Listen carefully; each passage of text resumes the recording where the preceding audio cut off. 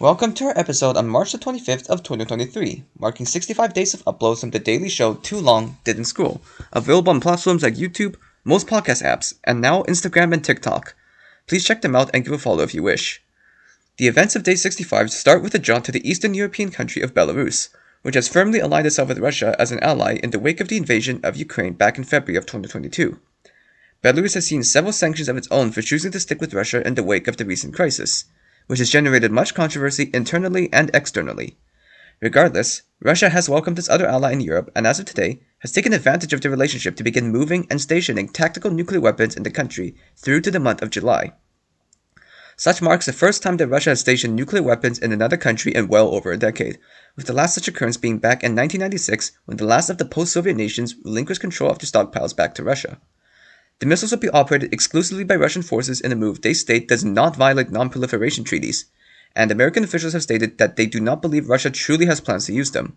Russian President Vladimir Putin stated this recent move is a joint idea between him and Belarusian President Alexander Lukashenko, and that American forces are no stranger to such a move either, stating that their nuclear weapons have been deployed around the world before. Other news involving the current state of the Russo-Ukrainian war involve the private Russia-based military company, the Wagner Group, which today has stated that 5,000 criminals who were promised leniency if they agreed to fight in Ukraine with the company have been pardoned from their crimes.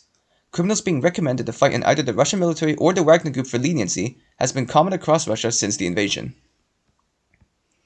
Moving back over to the topic of missiles, in the Rajasthan region of India, specifically focusing in on the Pokhran area of the Jaisalmer district, an incident has occurred in the form of the misfiring of 3 surface-to-air missiles at a firing range by the Indian Army, which was believed to cause significant panic in surrounding regions as they struck nearby fields with massive explosions.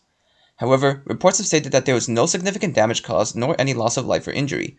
2 of the exploded missiles have since been recovered while the third is still being looked for, according to Army officials. Meanwhile, in the South American country of Venezuela, a wide-reaching corruption investigation has now brought down several officials and ministers. These officials and ministers, associated with state-owned oil conglomerate PVDSA, the country's cryptocurrency administration, and the Judiciary Department, were all charged with crimes such as corruption, kickbacks, and money laundering.